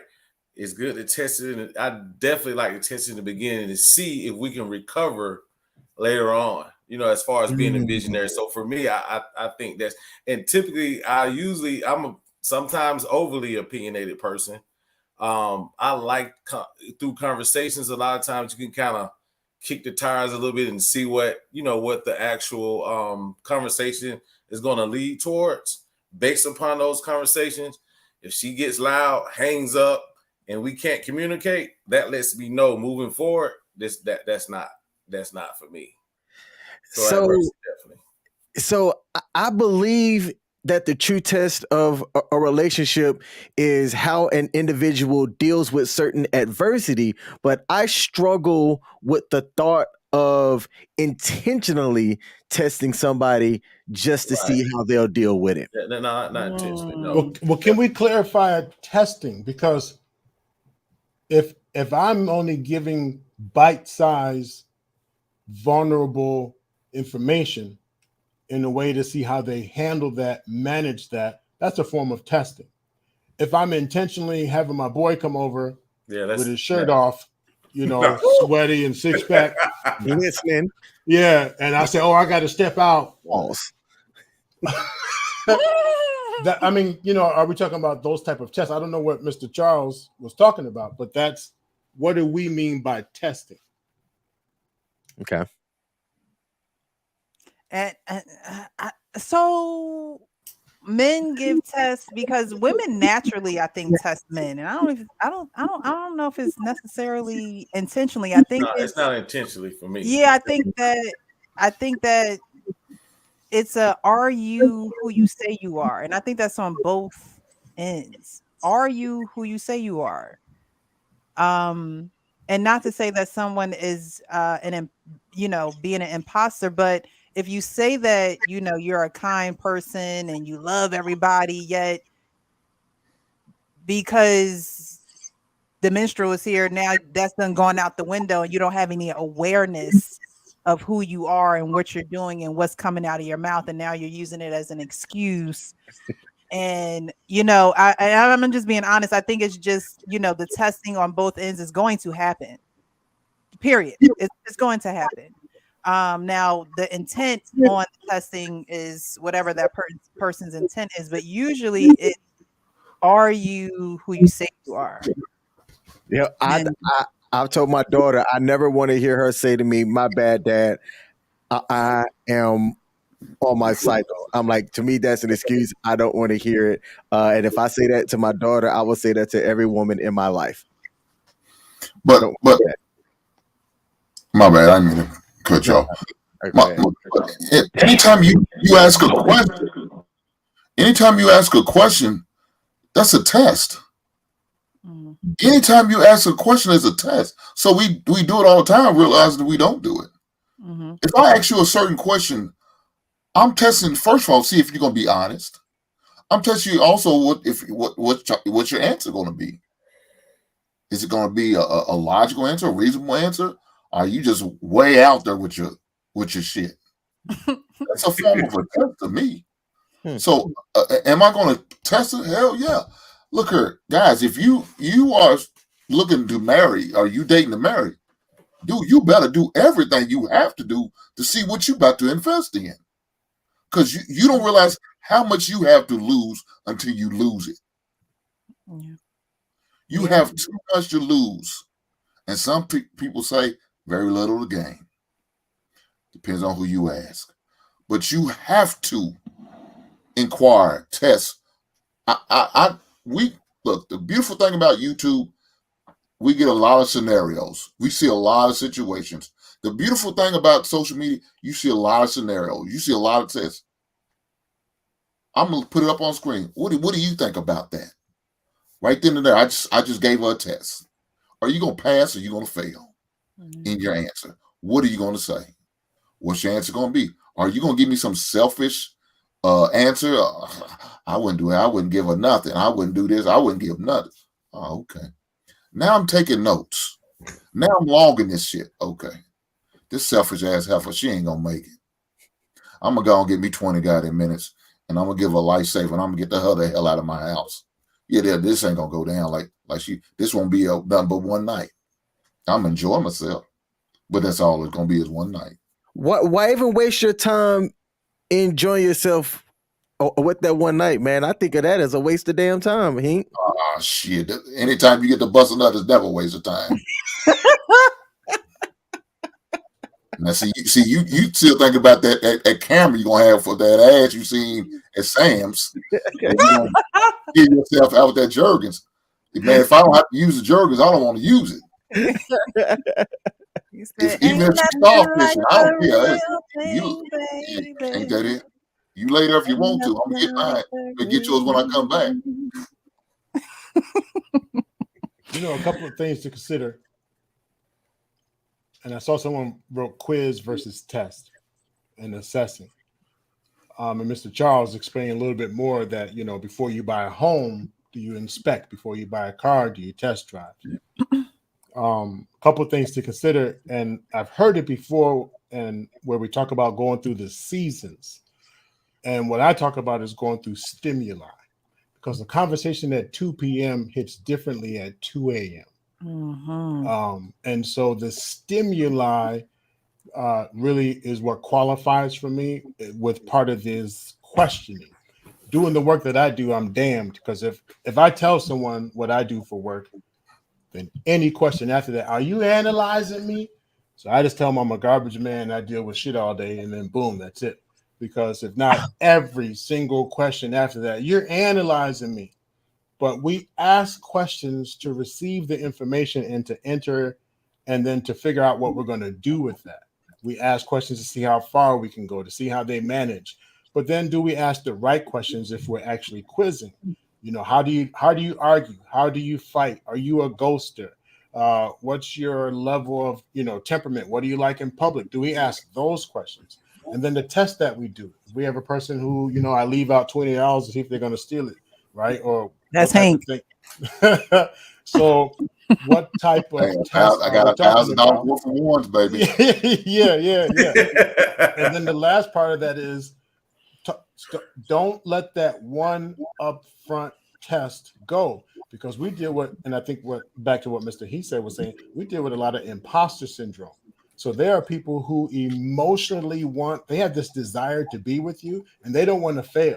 So they'll work to answer the questions based on what you want. And so in the beginning, back to what the Real Pressure says, sometimes you just have to watch and just listen. But that might require more time. And sometimes we get caught in our feelings. So if we go back to what Hink says, after he established that certain amount of trust and you blow it, you know, some people really take that in and like, you screwed me over, but not realizing, no, we just never got to that level of connection. So keep that in mind, that the 4 seasons or the stimuli, that the quiz might be ongoing for quite some time. Yeah. I mean, and another thing, I mean, just well, let me say this real fast, Mr. President, if I can. Certain situations, like when y'all go out to eat, and if the bar, like not the bar, but the waiter gets your order wrong, I'm gonna sit back and watch and see how she handled it. Those are nothing but tests. Now, it's something I intentionally did because it just so it organically happened. But now I want to see how she responds. Is she gonna be disgruntled, belligerent? Is that how she handles mistakes? Accidents, you know, small, minute issues? Is she gonna just fly off like that? Yeah, I need to know all of this. You know, how do you handle conflict resolution? How do you handle all that? Those are scenarios. Those are questions I ask. I'm not wasting my time. I'm not gonna, man. I need to know what I'm dealing with, and if I don't like what I'm dealing with, I'm not gonna invest any more than I need to. I think that's what you were talking about, Real Precious, that data. Because Hink is collecting data. I mean, he's observing data, he's hearing data, he's, all those sensors are collecting the data. Yeah, it's important to pay attention to those things. I think more women do it than men, but women, there are things that blind that raw data. Some they going raw elsewhere, but they not collecting the raw data. Okay, and it's blinding them from seeing certain things, and they're going too long in places where they shouldn't be going, staying too long and things like that. But I've always said that you should see someone in all 4 seasons.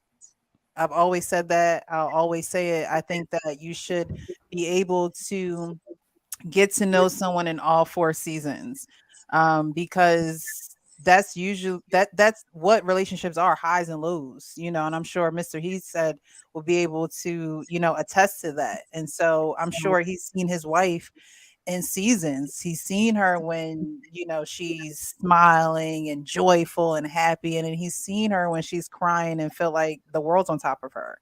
So being able to really embrace someone in those seasons and know that you can either rock with them or not, at least you gave it the 4 seasons.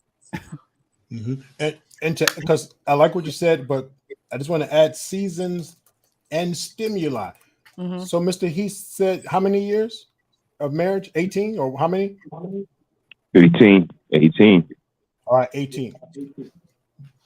But you know what happens with the elderly couples that I see? When they realize that their retirement plans don't match up anymore, because the kid attached to one or two of the parents and it formed a wedge and they didn't communicate enough. And then the elderly parents that I see who are people in their 40s, 50s, and 60s who are starting to see their parents weak or sensitive, and they had never seen them that way before.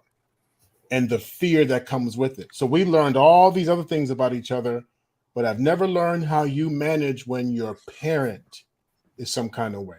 Death, certain things we don't see until much, much later in the relationship. So again, love the 4 seasons, but I just want to add part of those 4 seasons is still stuff we haven't even dealt with yet. How do you deal with a small child versus how you deal with a teenager? Like, why'd you overturn my punishment? Like, why did you do that? Well, blah, blah, blah, blah, blah. No, when they were a kid, that was cool, but now they need to learn X, Y, and Z. So please always remember that there's going to be constant things that you have to grow together. And I implore you to have those conversations, have those family meetings, have those ways that you get hot with each other in a way that the person doesn't feel defensive or accusatory or blaming or attacking. Okay. Now we have a comment here that says those hormones work differently for different people. I see it again down here. Those hormones work differently for different people. That is a touchy topic. So do you guys know as far as Yeah, I do. Okay. I do. I'm aware. Like you guys are alluding to, I've seen my wife in the best of times and absolutely when she's needed to be there as support. She's recently got a hysterectomy, everything gone under the hood, and took everything out. And that was something for her to come to grips with, to, into that stage of life. And I think that that's, something that the younger people, the people in this space, they don't consider our side as men, that, we get old, we get seasoned, but ladies, you guys have some things that happen to you in your times, and you're going to want somebody to be there that can pick up the pieces, that can, keep the bus moving, so to speak. And, how would you feel if you went down and he didn't miss a beat? The house still moved like you were right there. And it's like, make sure mommy's good, but we fine, Ma. Would you be okay? So, I hear in these spaces all of the back and forth, but we definitely have to consider that hormones, that thyroids, fibroids, cysts, endometriosis, It's all real. all of these things that can happen, and that's apart from postpartum, apart from just menstruals, apart from tough pregnancies. So we as men, we definitely know that there are seasons, that there are peaks and valleys, and we are willing to deal with it. We are willing to go through it with you guys, but it has to be reciprocation. And that's what we talk about in these spaces. It's the lack of reciprocation. It's the lack of thinking you don't have to bring anything to the table. You won't buy me a drink. You won't pay for the first dinner. There's so many things that you ladies will not do for us. And you stand so animately on it. And again, you could be passing up the man that's going to take care of you when you need him to be there for you. But you're so busy looking, at the rainbow at the end of the tunnel, or the pot of gold at the end of the rainbow, whichever one you're looking for, that you're missing the quality men, the men that are willing to be there for you, the men that are willing to see these valleys that we go through as humans. But I think that you guys are having an amazing conversation with this right here. And I think that if we give each other a little bit of grace in those spaces, I think the conversations could be a little different. Well, let me ask you a question. I want to ask a question about that. I definitely 100% agree with you on that, Mr. He said. But I guess the other side of that is, using it as a crutch, for destruction. Sometimes I've been in situations where being previously married before, where hormones was definitely can identify that being a factor. But how long is that to be used as a crutch, though? That's the thing that probably definitely needs to be addressed on that end. No, absolutely. I mean, but that's just like everything else. I live in a house where I have nothing but women. I have like 4 daughters, wife, mother-in-law, like everybody. And I let them know, every time you fire a bullet, I get stronger. So if you want to cry, if you want to use your menstruation, if you want to use your hormones, if you want to use it, you can use it, but it's just making me stronger. Every time you use it, I get stronger against it. So it's going to come a time where you can't even use it anymore, because I'm immune. You've been using it so long. How long am I supposed to be affected and moved and swayed by your tears, by your excuses? And that's the real world. And again, some of us were Kevin Samuels in our house before Kevin Samuels existed, because we were just men. And when we use a harder tone, when we use the vernacular, when we use the unapologetic speak, when we speak authoritative, they don't know how to take it. They don't like to take it. But we as men have to stand on our island. And just as we give the love, we give the kudos, we give the compliments, we got to be able to give the reprimands, to give the tests, to give the quizzes, like Hank is alluding to. All of these things come from a place of love. So if you're willing to take one side, you got to be willing to take the other. And all I say is just be vocal. Let them know you can use these things against me, but it's going to come a time where you can't use it anymore. I want to add in emotional intelligence. Right. When we talk about, because we're talking, this last question was really about what do we tell the younger generation, right? Or the younger man? Okay. Yes. So part of this is, when I think about these hormones and emotions, there's a thing called emotionally hijacked, or reason is hijacked. And when it's hijacked, you really are not thinking about all these other things. It's almost like getting hijacked in the car, and you have one of those systems, you press it, Google save me, or OnStar, I just passed gas, or whatever, that thing is. But when you get hijacked and they have you step out the car and you deal with all that, and then you get back in the car and say, shoot, I should have pressed this thing. And what I mean by that is, there are a lot of times when we talk about this hijacking, the reasoning, where if I'm hormonal, my lens goes in tighter. If I, as a woman dealing with menstrual, birth, pregnancy, I got to add in, if we're talking like traditional stuff, cleaning, cooking, taking care of the children, taking care of me, having her body available to me. being in order, dealing with the schools, dealing with that, her parents, my parents. We didn't even get to if she got a chance to wash her own hair, get her nails done. This is all she's doing. And so, how is she then supposed to?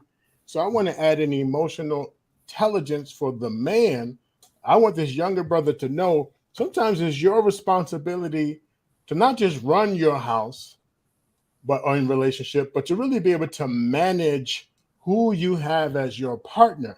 And part of that managing is being preemptive to her needs, being preemptive to, you don't have to map every single menstrual that comes along, but if you know about 2 weeks previously, she's Give me some moody, chocolate. Just some right? Hershey Instead of Kisses. saying, oh, Hershey you Kisses. acting like a little, you must be about to have your, no, hey, babe, just so you know, I'm gonna lay off a little bit, or let me help with this, or let me do that, or so it doesn't become a crutch. We have those conversations. And like what Mr. He says, actually, I like what you said, because you are teaching. If that's what you want to do, go ahead. But just so you know, this is how I'm going to respond.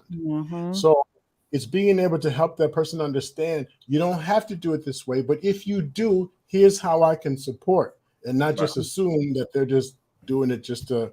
But at some point, you have to be able to recognize when it's too much. But if it's too much, please know they're only feeding off of you. You can change that. You can shift that. Hey, we don't, babe, that's the last time. And I don't mean in a threatening way. What I mean is we can do better than that. So, well, I know one thing. It's about communication. I mean, you know, allow you to tell your man, your husband, whatever the case may be, you know, what you're going through. You know, and make him aware. But at the same time, don't use it as like we say, as an excuse or a crutch or nothing like that. You also got to be mindful. You know how you get when you get these hot flashes. You know how you get when you're going through these hormones. You know how you get when you get that temptation to want to not be bothered or not like that. So please be aware of that yourself, ladies. Because if you do that now, you putting your man in a good space where he knows how to adjust, he can handle, and he knows how to maybe distance himself when need be, maybe come around more if need be, or just to sit back and just, you know what I'm saying, whenever you do something wrong, don't go in hard on her like you probably would if things was at a normal pace. You know what I'm saying? You wouldn't feel some type of way about it. Baby, come on, baby. You know, you'll be a little bit more loving and kind in your words. But again, you have to make sure you communicate that with your man. Very true. Very true. All right. I'm having a bit of a crisis over here, guys. My mouse. I don't know if it died on me or what. But I appreciate everyone in the chat. I appreciate the panel. You guys are coming with the heat tonight, coming in hot. Honest, open, and transparent this evening. All right. So the last, I think my mouse has died on me. So let me see if I can get this. King, can you see backstage the slides that we have? The last one? Nope. No. Let me send this to you really quick, because look, I'm not IT savvy, so my mouse is gonna be dead, and King gonna have to take over. This one is literally just a slide. It's not a video. It's just something that I want you guys to, like I said, give advice to the younger men and maybe speak on it yourself. Just being hot, honest, open, and transparent, and again, just giving that advice. But I'm gonna send this to King really quick because I don't know what's going on here. Got it. I see it bringing it up already. I don't even think I'm gonna be able to get to my question, but I have it.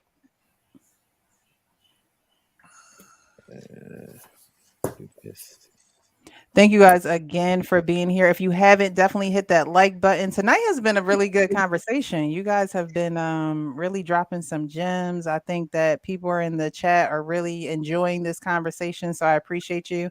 I appreciate the cash apps that I've received so far, guys. If you want to contribute or support, you can definitely send a cash app to Michelle Michele 1500. And the last banner you see is Wednesday is a call-in show, so definitely join us for that. But we're gonna get this last slide up shortly, and then we're gonna get y'all out of here. All right, you should be able to present it now. Okay, so that's the issue. But let me see if Oh yeah, I can. Hold on, we're gonna see if we can make it work. We're gonna make it work. You have a touch screen over there? I don't. I need one. I have a MacBook. See, I'm Apple products, man. It's something about them Apple products. Well, it's my mouse. I think my mouse. We're gonna put it all on the Apple products. They all suck. All right, let me see. Shout out to Android. All right. Oh, hold on. Is that not it? Wait. Oh yeah. Hold up. All right. I'm struggle presenting over here. Yeah, King, don't show us what we don't need to be seeing, bro. I know, right? We don't want to see that. We don't want to see that. We don't want to see that.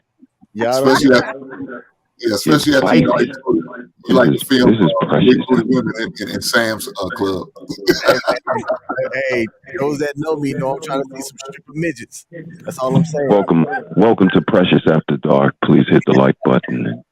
Thank you. I think I got it here, guys. There it is. All right. So this slide pretty much says Black men, don't be held prisoner to a past version of yourself. You've grown a lot since then. And so my question is for you guys, and we're going to close out after this, but was there ever a time you felt prisoner to your past self, and how did you set yourself free?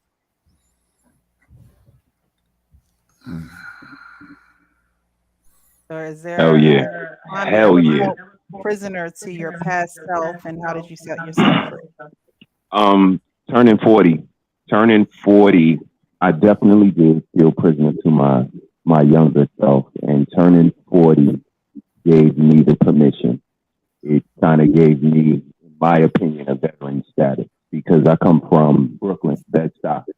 It wasn't a good place.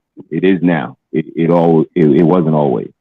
And I was taught being a man was a certain thing, and it wasn't. It's so much more, so many other different things, different ways. And I found that out when I turned 40, because that elder status, that maturity gave me that, what other people call that live, laugh, love, that free to be me type of deal. So, that's when I knew that, I can let my hair down, so to speak. I made it past a certain point. I didn't succumb to prison, didn't succumb to, death. And I was able to not only speak my opinion, but, live the things that make me happy, the traveling, the singing, the karaoke, the cigar bars, just the different things that make me happy as a man. So, it was time for me to step into my own. I had the financial means, I had the family, I had all of the things that made it capable. So absolutely felt prisoner, and turning 40 gave me the permission to turn the corner. Nice. Thank you for sharing that. So who wants to go next? Was there ever a time you felt prisoner to your past self? King, you wanna tackle that one? Circle back to me. I'm still thinking on this. Okay. How about you, Hank? Well, I guess when I was, after I got divorced, I thought I was gonna circle back to my manhood days, but by the grace of God, I guess I didn't. Mm-hmm. So that's probably one time that I can remember most recent anyway. Yeah, I'll definitely agree with Hink on that. Definitely again going back to the temptation part that we talked about earlier, not being a victim to getting into that world again after a divorce. Sometimes you can kind of slide back into that, and I'm going to get out here and spread my royal oats because these things kind of took me down that path, and I guess for me that definitely was a trying time for me to try to replace that with self-awareness and actually rebuilding at the time. I think that kind of definitely helped me kind of curb that appetite, as I would say, So definitely around that time, definitely trying time for men, especially when you feel like you've given all in that situation. So I can definitely say that. Okay. Dr. Nakumbe? So this may sound cryptic, but this is my awareness and this is my truth. I'm in a constant rotation with my past self because the adult protector in me is always trying to protect the little boy in me from feeling the pain. But it's that same sharpness that makes me the person that I am, to have the courage that I have, to have the awareness that I have, the boldness that I have, the comedy that I have, the person that I am is rooted in my past. And if I were to cure that, because there's no cure for it, there's treating it and healing it. But if I were to cure that, I don't think I would be the person that I am today. So unintentionally, I think I'm always in some form of my past, meaning again, like I came from a very loud environment, so now I'm sensitive to certain noise. I came from a very abusive environment, so now I try to be more aware. So if you take that past away, I might not be who I am today. So in an unfortunate way, because I don't want that, I'm prisoner. In a very fortunate way, I'm sharp enough to know that the only prisoner is in my mind. So I just take that God has given me and I make it a strength now instead of a weakness. So again, that sounds cryptic, but that's just that's just me from where I'm at with that. Okay. All right. And I appreciate you, Doc. Appreciate you. King, I think we have come back around to you. Yeah, I don't have anything to add to this. All righty. Well, if you don't have anything to add to it, we will be moving to the final thoughts. Like I said, tonight was a great conversation. I appreciate every last one of you for coming out and sharing the platform with me and giving everyone your perspectives, your truths, being hot, honest, open, and transparent. I really do appreciate that. But we're going to go around. We'll start with Mr. He Said. And work our way up back to King, the co-host. So we'll go Mr. He Said, Hank, Dr. Nakumbe, Mark, and then King. Precious, I appreciate you for having me. You know how I feel about you. You know how the missus feel about you. We appreciate the work you do out here. Keep fighting the good fight, baby girl. You are covered over here with He Said, She Said. Hank, I love you, brother. Protect yourself at all times. Dr. Nakumbe, appreciate you. We need you out here. Keep doing the work. My brothers from tonight that I'm meeting tonight, man, I appreciate y'all. Thank y'all for being here. And I love to hear you brothers come together and share your experiences. I didn't have a dad. I learned from what not to do. I'm going to be honest with y'all. I had horrible examples, but I wanted to do different. So I take you guys' information, your experiences, near and dear to heart, more than you guys would ever know. So keep doing what you're doing out here. And I am one half of He Said, She Said, Love and Abundance, Alan Bundy, Slim and Queen, you know, Batman and Robin, Cagney and Lacey, Starsky and Hutch. If you see two people that fuck with each other, that's me and the missus. Now, I love her immensely. And I am not ashamed to say it. Thank you for having me, Precious. And I will try to make it back here whenever I can. Thank you for having me. You're definitely welcome back anytime. Thank you. I really appreciate you for being here. Hank? Well, shit, my final thoughts, man. Black men, please protect yourself at all times. Do what you got to do, man. If it means you need to get in somebody's Zoom meeting on somebody's couch to get your mental right, do that. 1st of May, it's Mental Health Awareness Month, man. So this is a great push to get some type of therapy. If you know you've been neglecting, putting it off, passing it over, thinking I'm all right. No, you probably not. So definitely do what you need to do to get your mental right, man. Make sure your A1C is in order. Get your blood work done. Diabetes and heart disease are the biggest killers among black men. So make sure that all that's in order. And for the men who are of seasoned and well up in an age, go get your prostate and your colonoscopies. Doesn't make you less a man because you got to get those things checked. It makes you aware. Do what you need to do. You know, colon cancer is a mother. I've seen it. I've seen it on hand with my great grandfather. He passed away of it, and he didn't take care of himself like he should have because he was one of those black men who had little to no trust in the doctors. It's a different system now, so we need to do what we got to do so we can conquer the world one day. And I need some strong black men to help me. So let's stay healthy, stay mentally right, and do what we got to do. Thank you, Ms. Precious, for having me, King. Appreciate you having me, and Brother Mark and Brother Kambe and Brother He said, all y'all appreciate it. Thank you, and I'm glad to come back anytime you want to have me, Ms. Precious. Of course. Thank you so much for being here, Hank. You know, you're welcome back anytime. I really appreciate you. Right All on. right, Dr. Nakumbe. First and foremost, thank you for allowing me the space. To you, the panel, and those in the chat, thank you for allowing me to share in this space.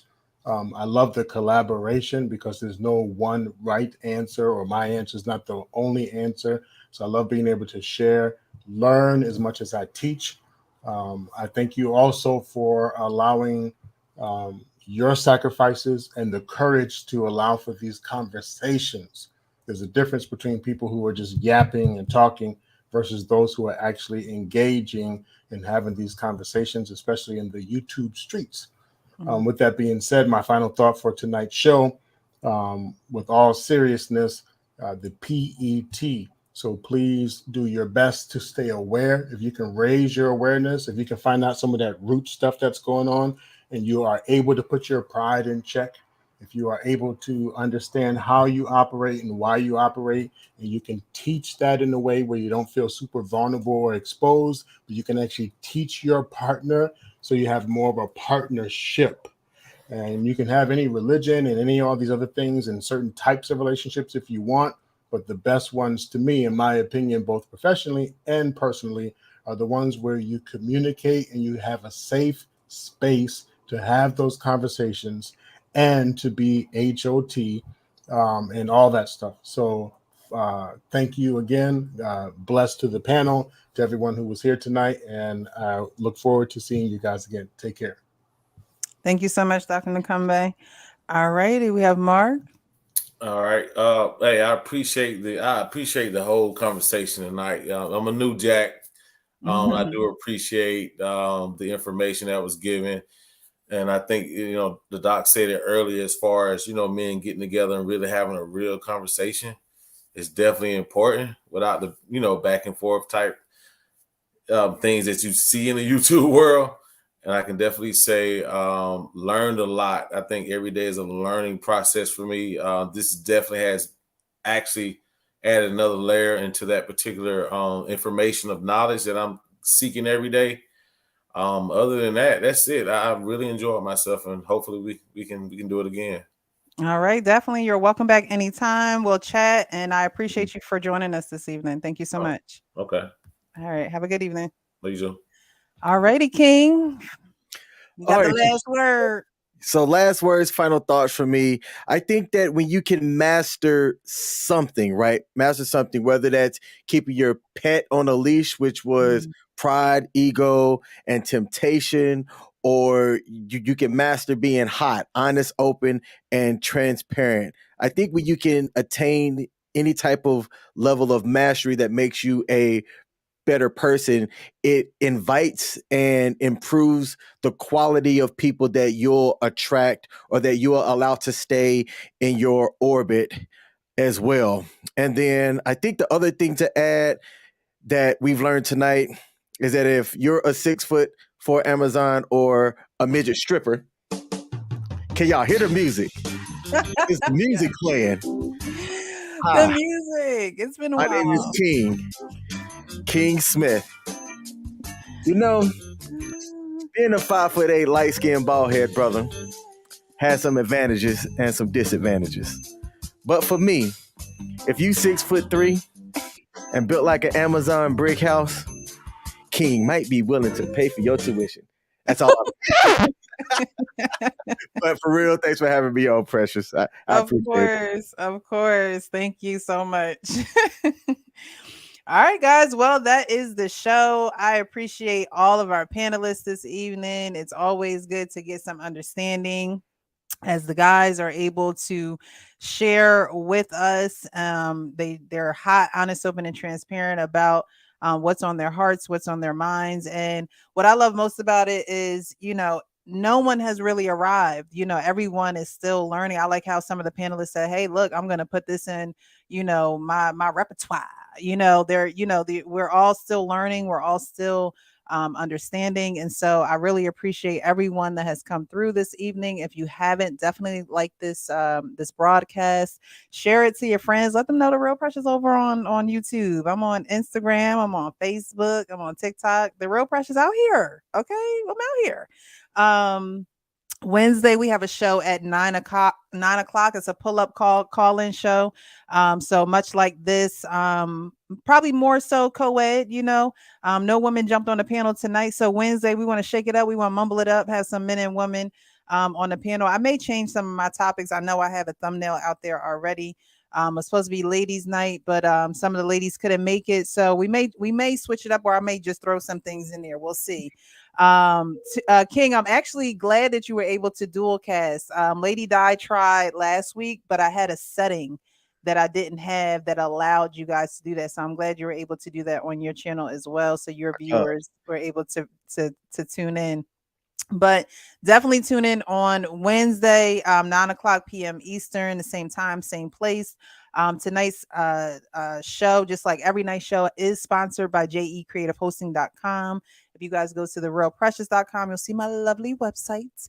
If you guys would like your website, a new website done in a hosting, for that, you can definitely go to jecreativehosting.com and put in HCM22. That is the code that you put in there for your discounts for your website. But guys, definitely go check out my website, therealprecious.com. I want to start doing like some newsletter or vlogging on there.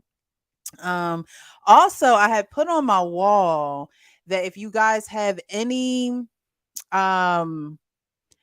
I want to say, you guys know how like those Reddit stories are, but I know those are probably real, but I want like real stories. I used to do this thing on Facebook where people used to email me certain things, and they would want certain things to be anonymous, or certain they would want their info to be anonymous, but they would want the topic spoken about. So I'm either going to do that on like a vlog on my website, or I'll do reaction videos to them. But you guys have to send me that information to info@therealprecious.com. So whether it's a story, whether it's a what would you do, I need some advice, just something, and I will do either, like I said, either a reaction video or do some like newsletters on the site, just so you guys can. Writing to me is personal, so it's like if I write back, is literally like I'm from my heart to yours, from my heart to yours. Oh, hey, Precious, real quick too. I want to give a shout out to my mom and my dad for popping into the chat on the live stream. Both of them showed up on different platforms and spoke. So I just want to wave to both of my parents and say, hey, I appreciate them tuning in. The parentals. Okay. Thank you so much for tuning in. We appreciate you for being here. This show is growing and has grown so much. King has been a ride or die from the beginning, and a great co-host at that. So I really appreciate him. And I appreciate you guys for making them stirring that pot that night. No, I'm just kidding. I appreciate you. I appreciate you. King is a wonderful guy, and I'm sure many people can attest to that. So I'm one of them. So I really appreciate you guys. So yeah, definitely email me.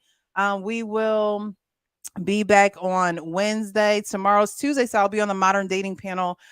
Chanel excuse me, I said Chanel. Chantel Simone's platform tomorrow, so definitely check in. But like I always close my shows, y'all, be real with yourself so you can be real with others. I appreciate y'all. Have a great evening. Bye.